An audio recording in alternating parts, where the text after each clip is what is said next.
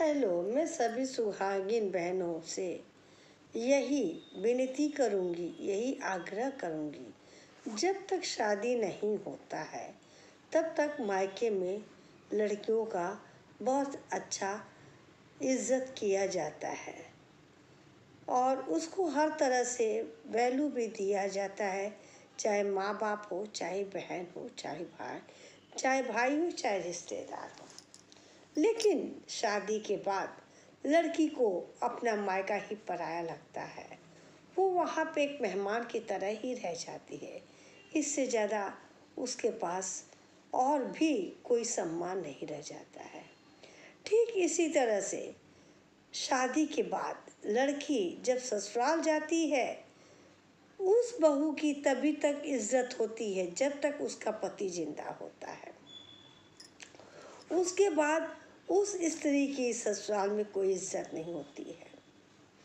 हाँ, बस अगर हमारी इज्जत हो रही है तो अपने पति के माध्यम से, पति के द्वारा ही, क्योंकि पति अभी ज़िंदा है। पति के ही रहते ही सभी बहनों, मैं आपसे यही कहूँगी, जो भी सुख लेना है आप पति के रहते ही ले सकती हैं। पति के मर जाने के बाद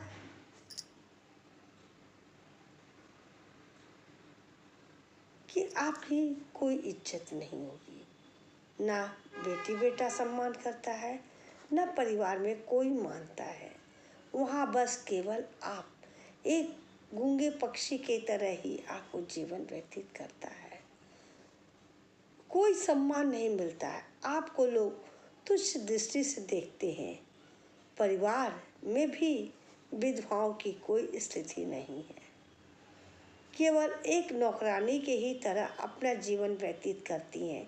ना उनको अपने अधिकार का पालन करने दिया जाता है, ना कोई उनको सम्मान दिया जाता है।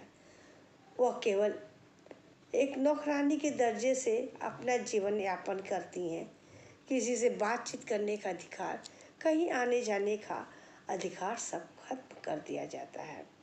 मैं सभी बहनों से बस यही निवेदन करूंगी, जब तक आपका पति है तभी तक आप अपना जीवन आनंद में बिता लीजिए।